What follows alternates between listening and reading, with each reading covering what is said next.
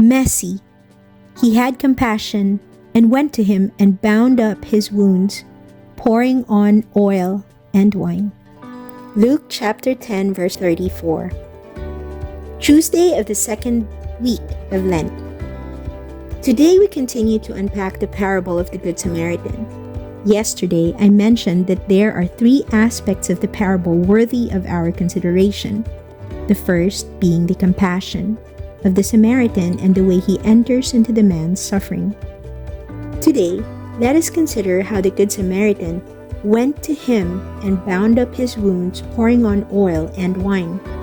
Luke chapter 10 verse 34. Why is this compelling for us to consider? Jesus says that the robbers left the man half dead. Luke chapter 10 verse 30. Consider what that meant. The man had been robbed. He had been assaulted. He had been beaten badly, almost fatally. We shudder to imagine the blood, the grotesque condition of his flesh, and the filth he was left to lie in. These details, while graphic and distressing to imagine, are important to bear in mind. Why? Because they show us precisely the reality into which the Good Samaritan enters. Jesus said that the Good Samaritan bound up the man's wounds and poured oil and wine on them. You cannot do such a thing from afar. You can only do it up close.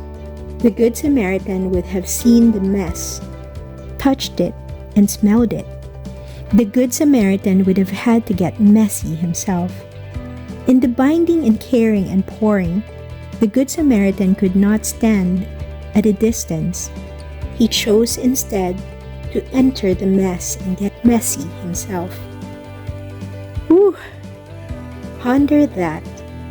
This is precisely the image of himself that Jesus wants to portray. Jesus is not afraid to enter our mess. Jesus is not afraid to get messy because he is compassion.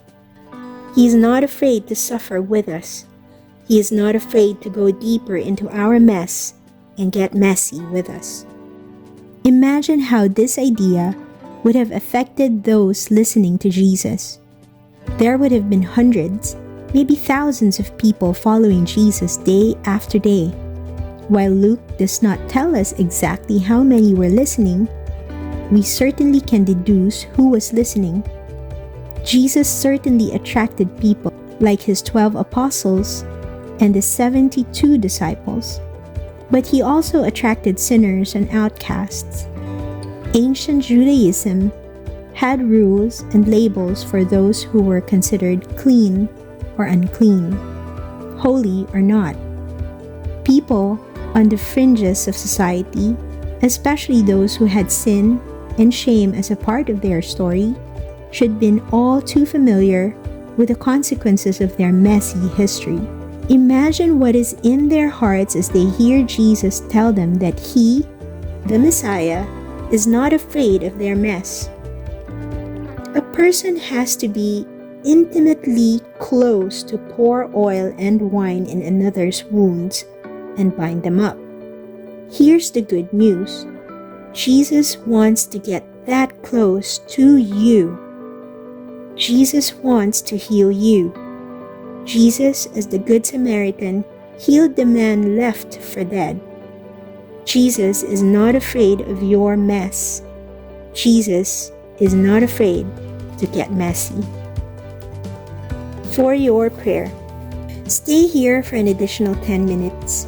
Today, pray with Luke chapter 10 verse 34. Be present in the scene. Be there with Jesus. Ask the Holy Spirit to help you be in the place of the man in need of healing. Imagine the scene unfolding as it does in the Bible. But imagine that you are there too, and that Jesus himself is the Good Samaritan.